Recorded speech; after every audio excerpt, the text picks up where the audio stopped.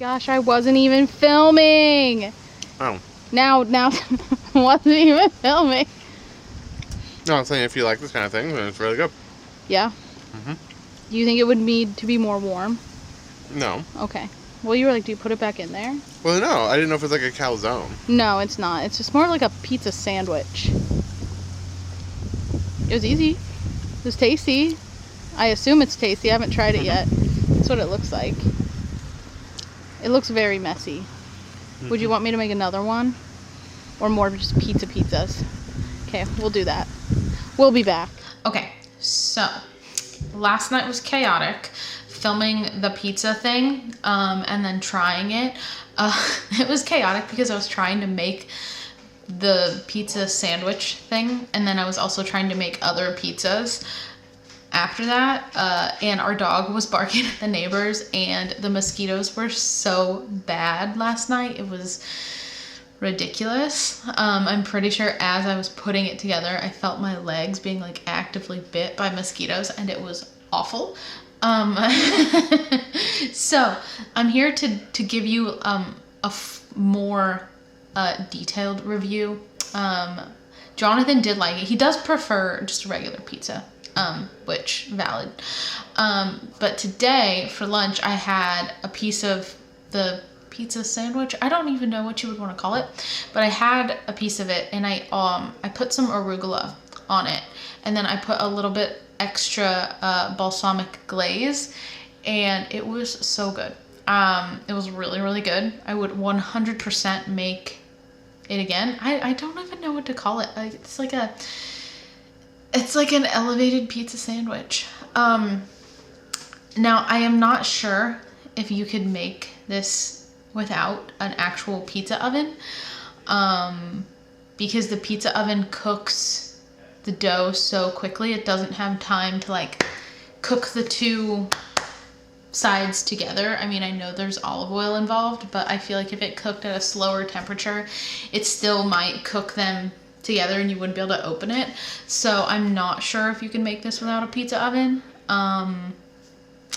I don't make pizza in the oven anymore because we have the Ooni and it makes the best pizza.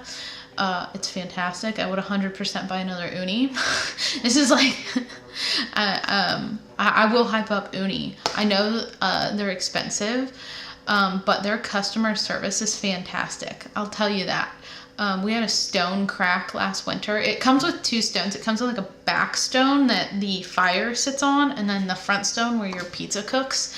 And the stone that the fire sits on, it cracked, and it was a Friday night. I emailed them, and they emailed me back within an hour on a Friday night, and they sent us the entire two stones. I just needed the back one, but they sent us the two stones, which was I think worth like $60. They priority shipped it. I didn't have to pay anything. I didn't have to pay shipping. I didn't have to pay for the stones, nothing. And I think we got it in 2 days. So if you're ever on the fence about maybe buying an Ooni, it is really good. Their customer service is top notch. I'm super impressed, but that's beside the point. That's just me saying that I like my Ooni. Anyway, the final review of the little pizza sandwich, fantastic. I would 100% make it again. I wouldn't necessarily make it unless I was making other pizzas or more than one of them, because it's a lot of work to get the Ooni going for just like one little sandwich thing.